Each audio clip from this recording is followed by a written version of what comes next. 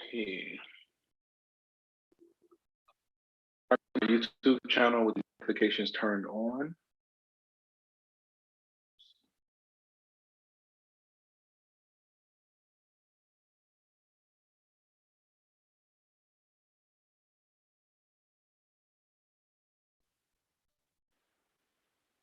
More time.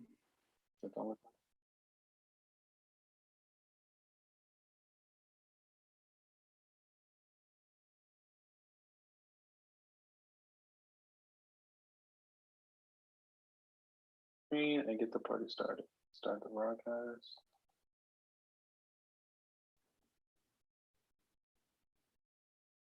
So welcome, gentlemen. So I want to say that exam 1 was due right at about 3 minutes ago. Right? So I think we set it for the start of class right now. You can actually work on, again, all these assignments past the due date. We get unlimited attempts.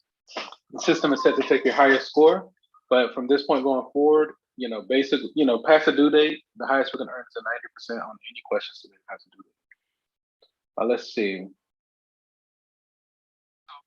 So I think the exam was basically over the first 3 sections. So today we're going to look at section 3.2. I think it's like log. It's logarithmic functions. If you have questions about anything, now is the best time to ask them, like during class. This is just the best time. Still email me, but I generally I don't be having the time to check the emails. So that's just how it is. Again, the intent of class time is for it to kind of be like a Q&A in a study session, okay? And I just go through the homework just to fill the air, but we don't have to go through those questions in particular, okay? So with that, and again, if you have questions, just feel free to unmute yourself, get my attention. We could talk about anything that you would like. Okay. So we'll start off. So again, I made the lecture. I went on to make the lecture section 3.2. I think I did it yesterday, something like that, or in the night. I think I did it yesterday. But it's available, so the full lecture is there. So what I'm going to do here is make my way through as many homework questions as I can, and I'll expound on some of the concepts that I went into greater detail during the pre-recorded lecture. If it pops up here, I'll just expound on it. Right? Let's see. So this is our first question. It comes from section 3.2. It's question number 1 from the back of the text. And we're asked to write the equation in its equivalent logarithmic form, right? So I think section 3.1 was on exponential functions, right? Exponential functions, you had a horizontal asymptote, which is the x-axis. The domain was all reals. The range was 0 to infinity. The open interval 0 to infinity. So then with logs are essentially the inverse of exponential, right? So they like undo each other. If you say the log of an exponential or the exponential of a log, they cancel each other out, right? So we can actually, it says write the equation in its equivalent log form. So all exponentials, there is a way to write it equivalently as a log and vice versa. We can also write all the logs as exponentials. It's similar to like how multiplying by 2 is the same as dividing by a half, right? So you can kind of still have the same equation, just written a different way. So with this, if we want to write this exponential as a log, we're going to swing the base, right? So on the left-hand side, we have 9 squared. So that base is the base of the exponent is 9. When we swing it, we're going to swing that 9 to write it as a log. And now that 9 is going to become the base of our log, right? So then the log form of this,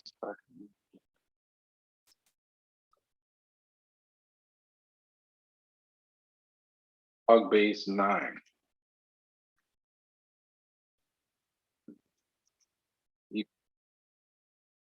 Basically, the 9 swings to the right, and it becomes the log. It becomes the base of our log, and then the 2 comes out of the exponent. It should be. If anything is not clear, let's try another one. It says write in logarithmic form, right? We have this exponential. So the base of the exponent on the left is 1 by 10. So that's going to become the base of our log. You see it there, log base 1 over 10. Is the 1 over 10 swings to the right. So now we're taking the log of 1,000. And the -3 comes out of the exponent. Come on.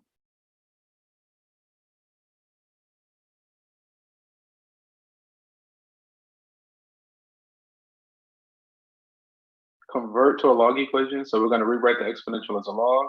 So the base of the exponent is u that swings to the right, and now it becomes the base of the log, right?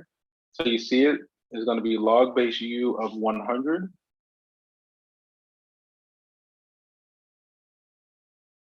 So the exponent. Let me see. Convert to an exponential equation.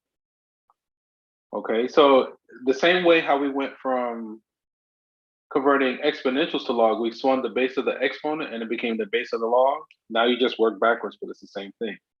So now to convert this to an exponential, we take the base of the log and it is going to become the base of the exponent, right?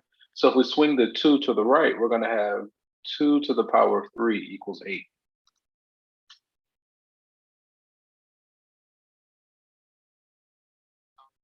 Give you here, let's see, kind of do it on the next one. So for instance,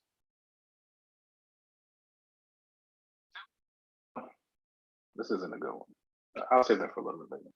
So again, if we want to convert this log to an exponential, the base 10 is going to swing to the right. Let me go check the attendance. So we're going to have 10 to the power of -4 equals the 0.0001. Okay.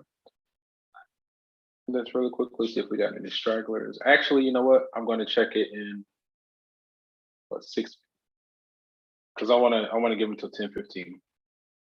I usually, there's a whole thing. Anyway, I'm not going to get into all that right now. Write the following log equation in exponential form. Okay, so now this one we have natural log, right? Let's just instead of doing that, let's do it this way. That's it. Okay, so this one we have natural log of 6, right? Equals this decimal.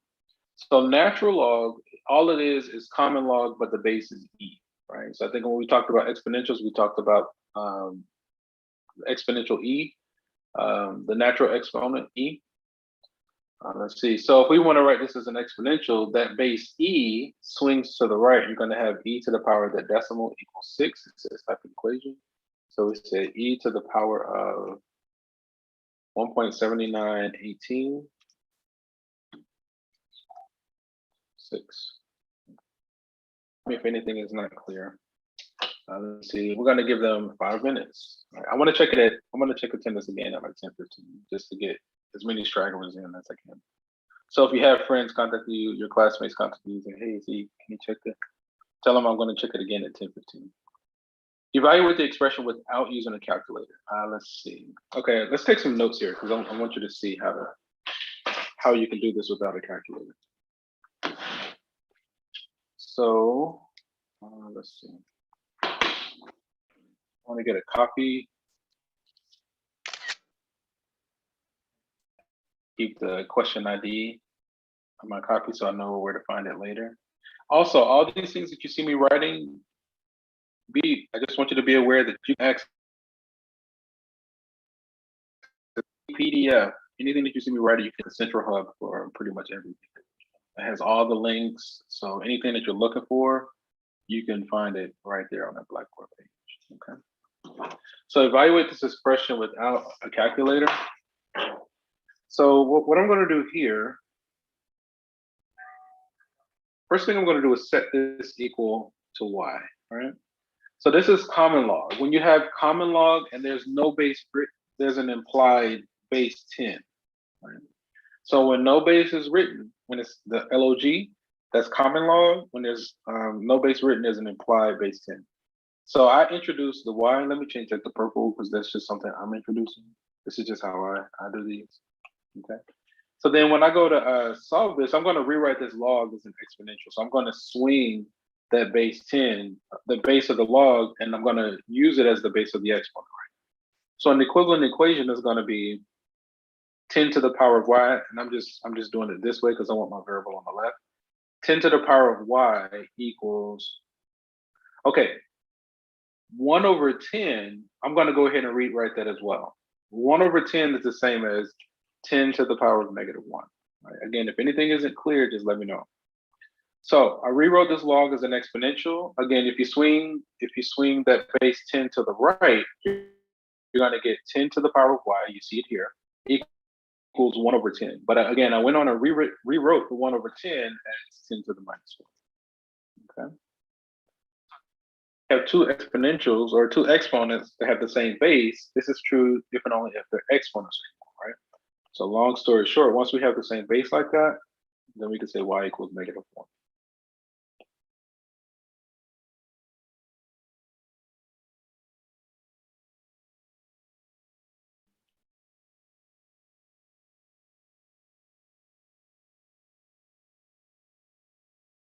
Okay, so we got y equals -1. Now, suppose we wanted to check this in a calculator. Let's see if I can.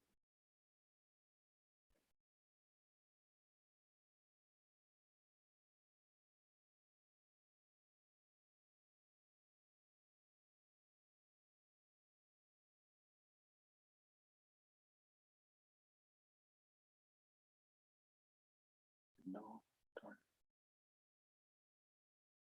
Working on.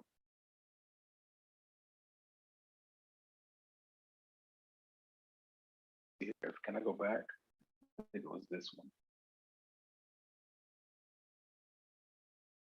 Me a loss. Where we left off.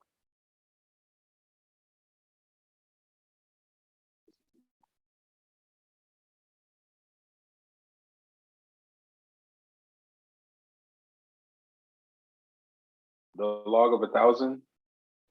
So then the other thing.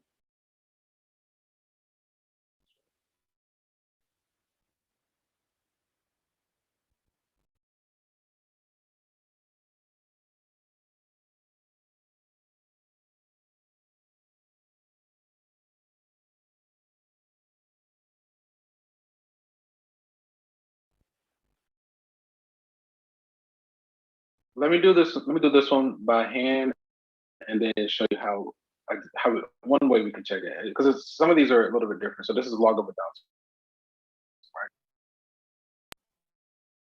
Over here, we're going to have to let that one be because we lost it. So now we're evaluating log of 1,000, but we can essentially do something similar. So we're given log of 1,000, right? So again, there's an implied base 10 because there's no logarithm. We're going to set this equal to y, and then we're going to go ahead and swing the base, right? So then we're going to have 10 to the power of y equals 10 to the power of 3. Long story short, y equals 3. Okay.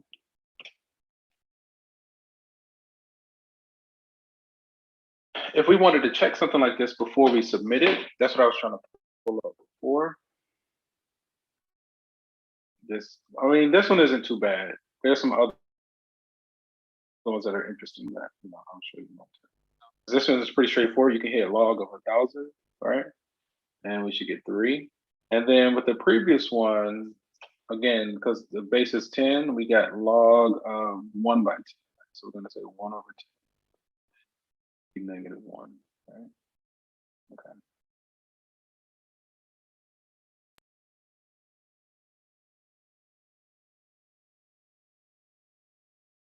I'm going to go ahead and submit 3. Cool.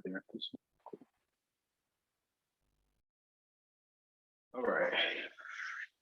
Oh, what time is it? And it is that time. Let me check Zoom. Okay. Yeah, that's exactly why I waited, because I didn't want to have to keep going back and forth. Let me stop sharing the screen really quickly. Yeah, let's just stop that.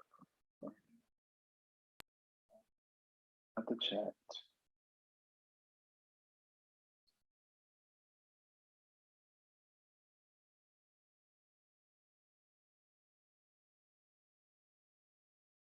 Well, with this request, just remind me towards the end of class, and we can pull it up and look at it and talk about it.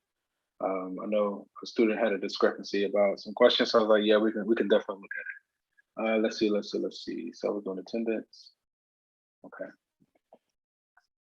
I have this student, got him, coach.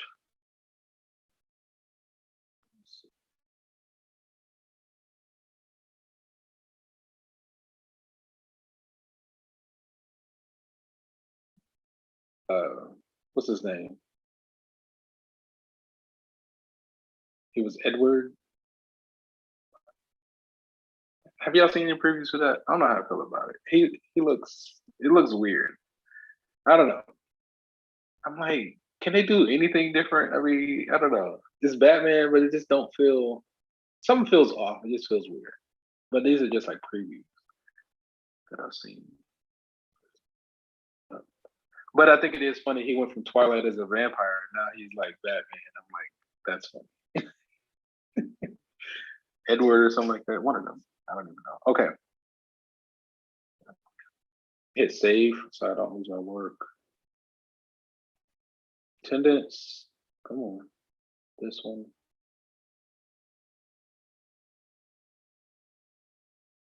I think we're still streaming, so that's good. And then we can go back here. Start to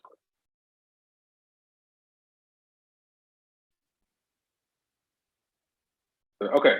Evaluate the following without using the calculator. Okay, so let's get a copy of it again.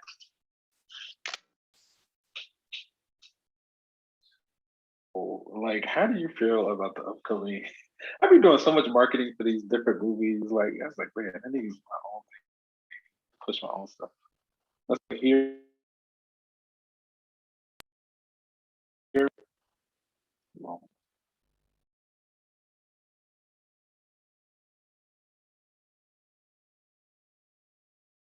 Evaluate the following expression without using a calculator.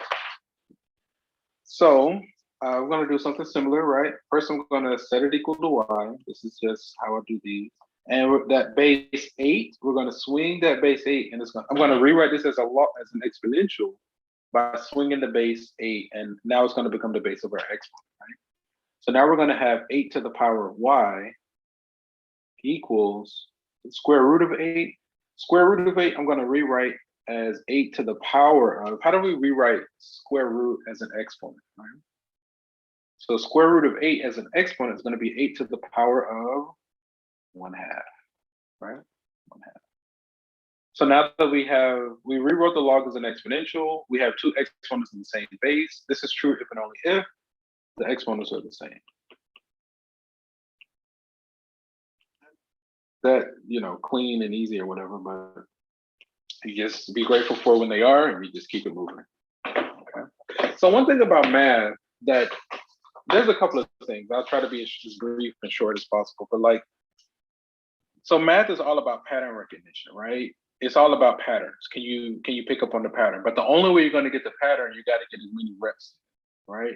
If you can't do something one time and be like, I got the pattern. That's not how it works. You got to do it over and over and over and over. It takes like hours every day to see the pattern. But I don't know. And so that was the first thing. And the other thing I just wanted to mention, the reason I personally like math is because it's empowering. When I was a student, I would be in the literature classes or whatever. I would do everything the teachers would say. I would read the books. I would take notes. I would write reports. I would do everything. And then they would be like, C plus, B minus. I'm like, why? And they didn't have any real reason. It's just because of how they felt. And they used to piss me off. I'm like, there's no rhyme or reason to this. So I couldn't stand literature classes because it's like I couldn't get ahead. It was all based on how it made them feel. And I've never been one that's been good at making people feel better, despite my best efforts. So, but what I realized in my math classes, it's either right or wrong, right? And as long as you understand the rules and as long as you abide by the rules, then, the teacher's at your mercy, right? A math teacher's at your mercy. There were so many times where I remember in grad school, I couldn't remember the way the teacher did it. I didn't know all the nuances, but I knew what the right answer was. I knew I didn't really have a real explanation for it. And so I did it kind of my own way, but I knew the steps were justified. And the teacher was like, some of you just memorize these formulas. You're supposed to derive them.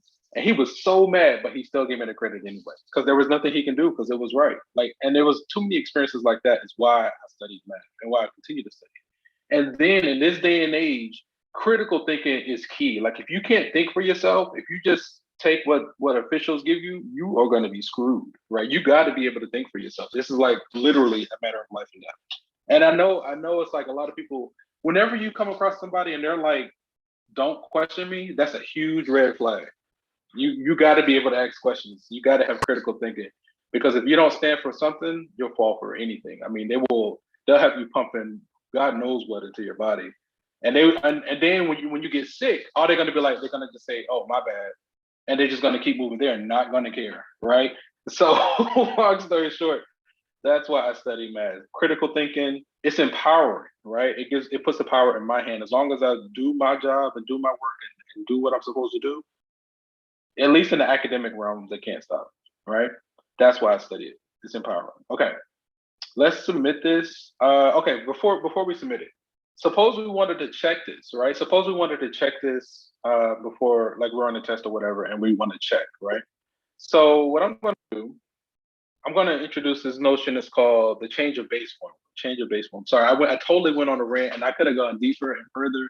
And I was just like, let me pull it back because I could feel myself stepping up onto that soapbox, and I was getting ready to just like flash into it. But so now let's look at this. So suppose we wanted to check this. We got to, so notice this base is base 8, right? In the calculator, you have log with no base, so that's base 10. It's just common log.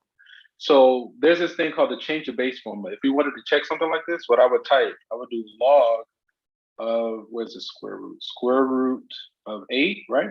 But then I would say divided by the log of the base. So log of 8. That's the change of base formula. And let me insert Anita. So change of base is where you say the log of the main thing divided by the log of the base, right? Okay, and then so we should get, I'm gonna hit math, fraction. Oh, let's undo that. Oh, what am I hitting?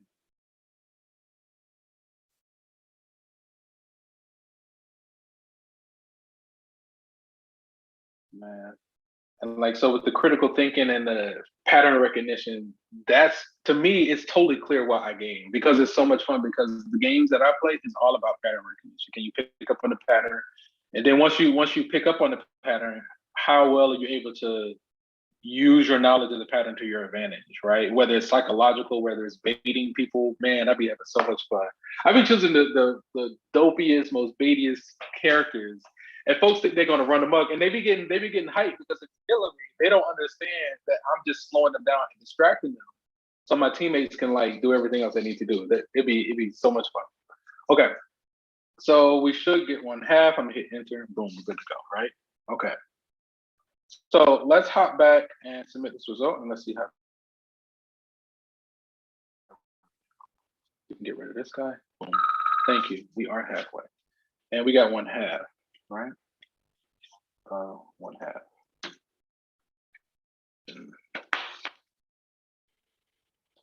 Write the exponential. Uh-oh. Okay, I think we're okay. Let me check Zoom really quickly. I mean, I see you guys. So I'm not, at least you're still there, so it's fine for me. Write the equation in exponential form, then find the unknown value, right? So the exponential form, do not solve the equation. So again, the base here is 4. We're going to swing that base of 4. It's going to become the base of the exponent. So this is going to be 4 to the power 3 equals x, right? And then 4 times 4 is 16. And then 16 times 4 is 40 plus 24 is 64, right? I don't know if y'all caught how I did that. Basically 4 times 4 times 4, right? If I need to go back or anything, let me know. Now, this is what, College Algebra 2. I would imagine that there's a good amount of students here that necessarily don't like math. There's 2 things I want to say on that too. One, it's a good chance that you probably already know this stuff and you just don't know that you know it, right? Like if I were to say something like, what's 25 times 13, right? You'd be like, well, you can see the eyes rolling in the back of the head. But if I said, okay, if you had 13 quarters, how much money is that, right? What's the closest multiple of 12? I mean, multiple of 4, which is 12, right? So if you have 13 quarters, every set of 4 is $1, right? So what, 12 divided by 4 is what, 3? So, and then you have 1 quarter left over. So then 425, right? 25 times 13 should be 420. Oh, 325. I don't know. I said 3 initially, but anyway, you get it. $3 is three sets of 4 with 1 quarter left over, right? It was something else. I can't think of another thing. That's okay. Let's see. But yeah. Okay, let's go on to the next one. So write the equation in its equivalent exponential form, then solve for x. Okay. So if we're going to write it in exponential form, again, the base swings over. So that base of 2 becomes the base of our exponent. So then we're going to have x minus 4 equals 2 to the power of 4, 16. All right, I'm just going to put 16. Do not simplify. So I'm going to put 2 to the power of 4 because it says do not simplify. I told it was about to simplify. Okay, and then now if we solve for x, basically we add 4 to both sides. 16 plus 4 is 20. Right? And to add a little bit more on top, suppose we want to check this in a calculator. We're saying that when x is 20, the answer should be 4. So what I'm going to do, we're going to say the log of 20 minus 4 divided by the log of 2. Again, change your base formula. The answer should be 4.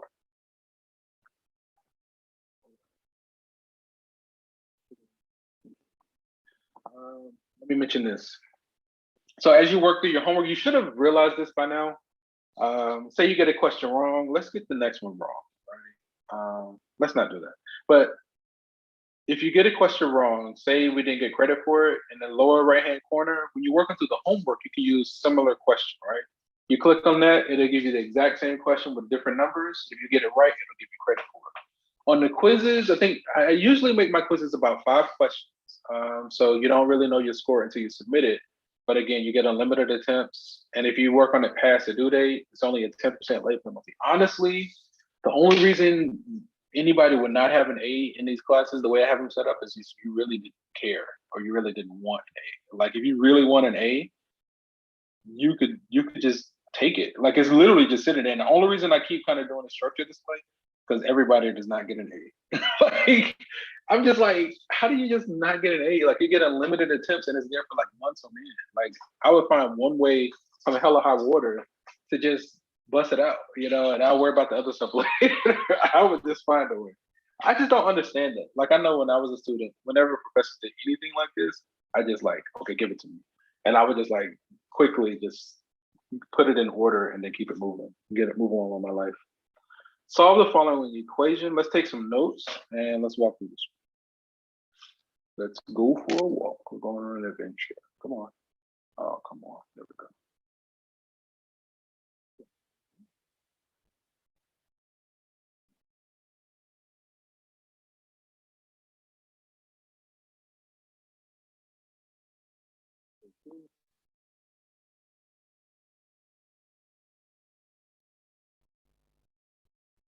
All the stuff that you see me writing, if you joined us kind of late, I do load copies of basically of the PDF of everything you see me writing on our Blackboard page. So our Blackboard is a central hub for all of our information. Okay, let's move this. Okay. So solve this equation, right? So what we've been doing in the past, the first thing we would do, I was just looking at the clock. The first thing we would normally do is rewrite it as an exponential, right? So we're going to swing the base of the log, and it's going to become the base of the exponent, right? So then on the left, we're going to have, I'm going to bring down my equal sign. We're going to have the square root x minus 4, right? On the right, we're going to have 625 to the power of 4, right? So what to the power of 4? I think that's 5, right? 625, I think it's 5 to the power of 4. Okay. Let me see. If we're solving for x, okay. So there's a couple of, I guess that would be the simplest thing. All right, let's get these numbers to be more manageable. We're going to leave this as the square root of x minus 4 for right now. The 4th root is 625, right? I think 625 is a perfect, whatever that is, power of 4. I think it's 5 to the power of 4, right? So I'm going to go with it. So that's going to be 5 to the power of 4 to the power of a quarter. So when you say a power to another power, we have 5 to the power of 4 to the power of 1 over 4. A power to a power, we multiply those exponents, right? So 4 times 1/4, these guys cancel each other, okay? So what we actually have, we have the square root of x minus 4 equals 5. I remember one thing I wanted to share earlier. So I said whatever the one thing I said, and I couldn't remember the second thing. The second thing I wanted to share was when I asked about, many students not really liking math. If you just want to see something interesting, like go on YouTube, and this, I don't know, this is for anybody, whether you like math or not. Just do a YouTube search for human calculator.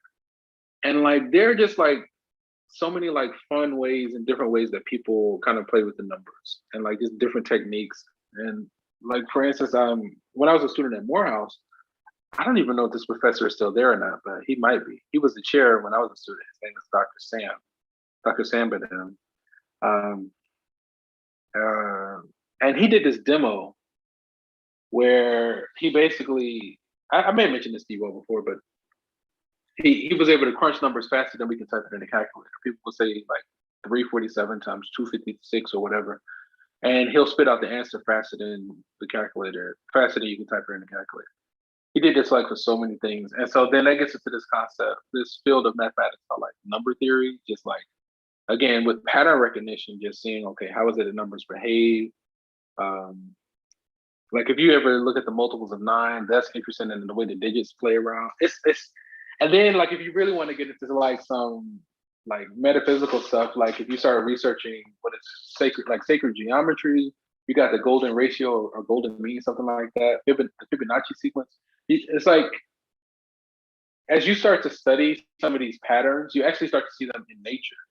And it does kind of point to this like feeling that we might be in a simulation, this whole simulation theory.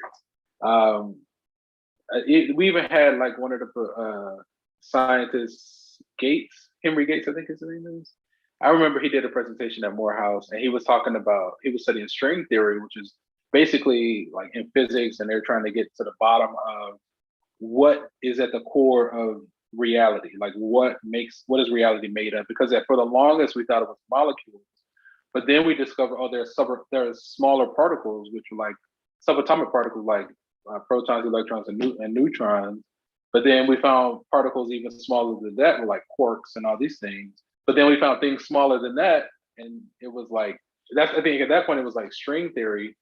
And like, so the thing that was interesting that Gates was saying in his presentation, I don't know if it was at that time or a little bit later, but he was saying like, when he looked out into the universe and he was looking at these strings across the universe, it was basically behaving like a bunch of ones and zeros, almost like a computer code, And so I don't know if you remember like the last class, and I'm just filling the air and just talking about science and math. A couple of classes ago, I talked about this movie called Moonfall with Halle Berry, and I don't know the other gentleman's name, but it was just interesting. It was just interesting, some of the stuff they talked about.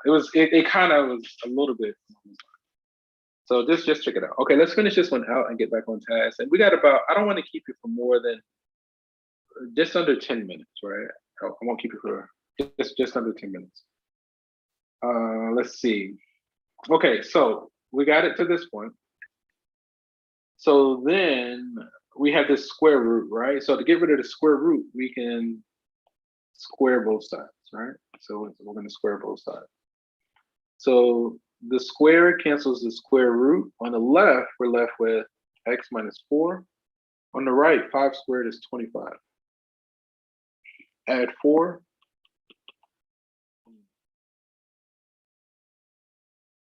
Suppose we want to check this before we submit it. So this is a testing environment, and we wanted to check, okay? So what we're going to do, we're going to say the log of the square root 29 minus 4, close off the square root, close off the log. We're going to say divided by the log of 6. My headphones are about to die. And I'm going to hit math as a fraction, and we should get 1 by 4. Okay. All right. So that makes us confidence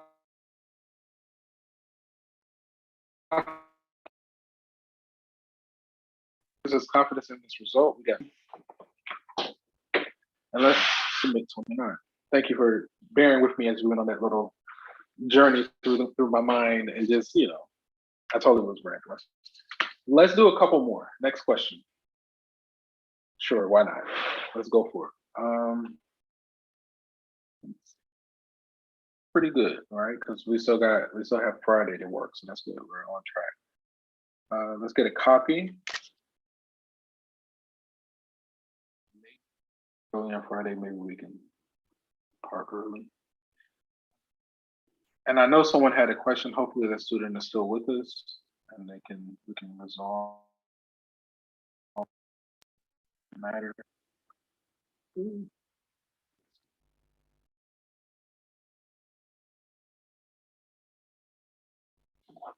Solve the following equation.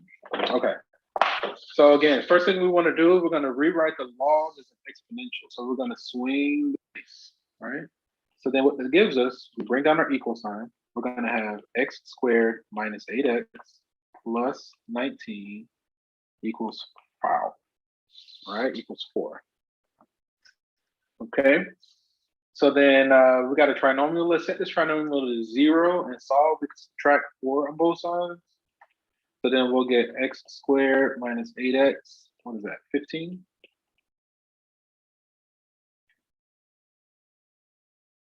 We might be tempted. Let's see if we can factor this. This is a trinomial. Can we factor it in 2 sets of parentheses where we have x and x? Okay, we're looking for 2 numbers that multiply to give us positive 15 and add to give us negative 8. So if we want 2 numbers to multiply to give us a positive, they're either both positive or both negative, right? This one tells us that the larger number is negative. So the larger is negative, and this tells us that they're the same. So then we're going to have a negative and a negative. What is it, 5 and 3? 5 times 3 is 15. 5 plus 3 is 8. Point. We have something, this is called, at this stage, we use a technique called the zero factor property. When we have 2 or more things that multiply to give us 0, basically we set each thing to 0 and solve. For instance, if this is equal to 0, everything collapses to 0. Right? If this is equal to 0, everything collapses to 0. So again, we set each thing to 0 and solve, and ultimately we'll get 3 and 5. Okay. Let's see the time.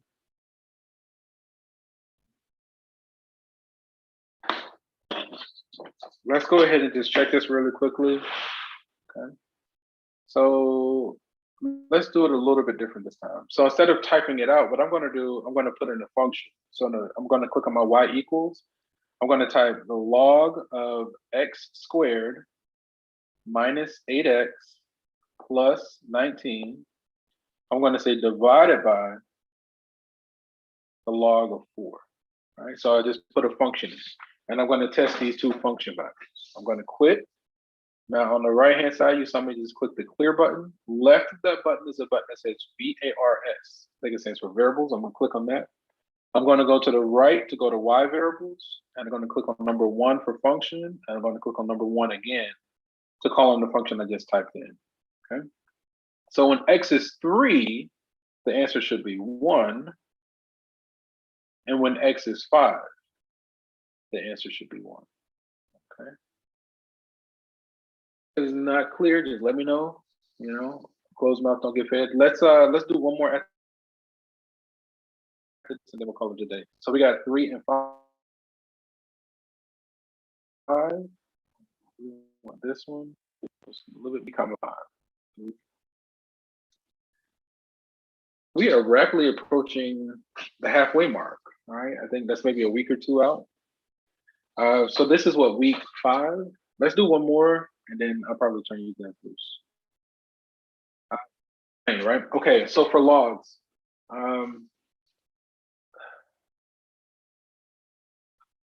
here, I just want to give this just a little bit of context.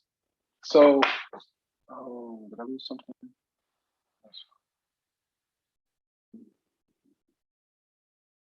The broadcast.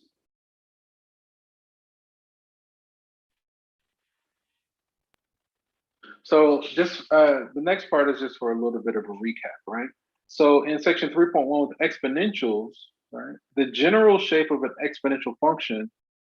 Let's do this is fine. All right. Exponential, like I just said exponential function. It passes through like with no manipulations, it'll pass through the point 0, 1, right? There's a horizontal asymptote, which is the x-axis, right? The log function, I'll do log in red.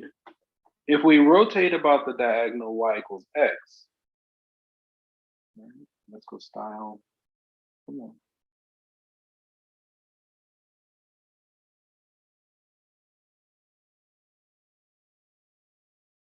This diagonal y equals x.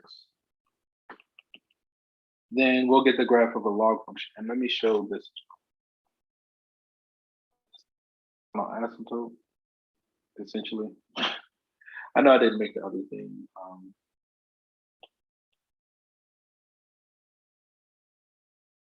About that line y equals x, we get the following image.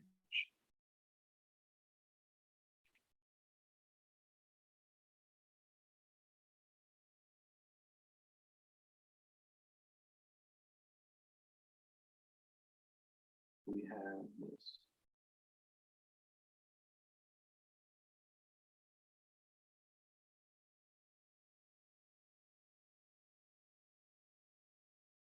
This. Well, this is going to be a log, the general shape of a log function, right? I'm watching the time. Right? So the general shape of a log. So notice with the blue, with the exponential, the domain is all reals. Every x is accounted for, right? But the range goes from here. Let's write that out. So for the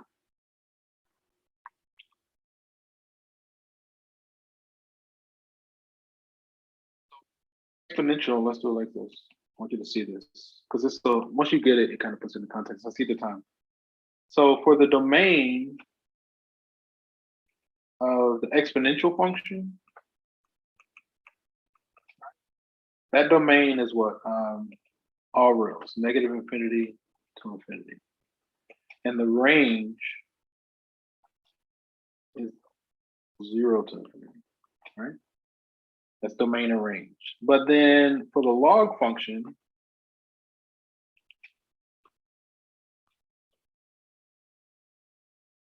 I'm wrapping up thinking.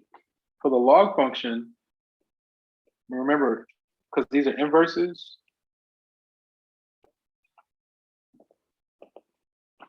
and the range, I want this.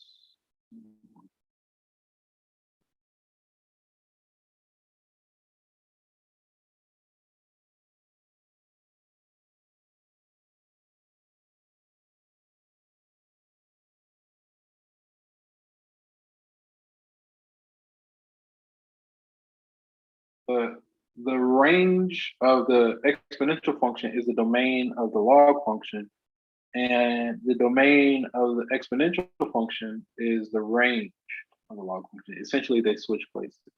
This one there, that one there, right? Because they're inverses, right?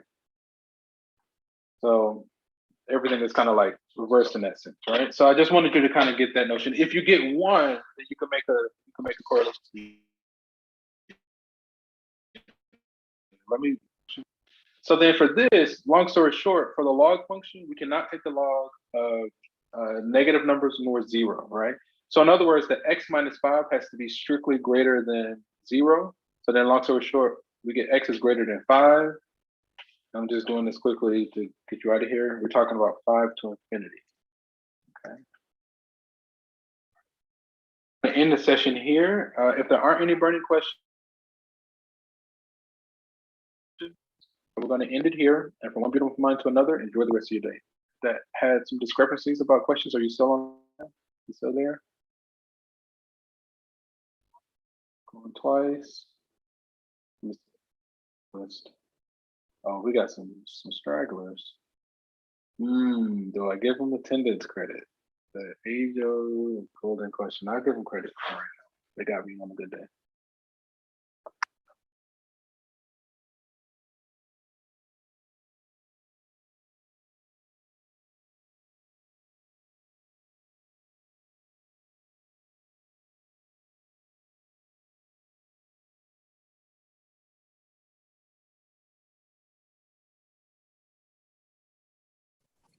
Professor, are we good to go?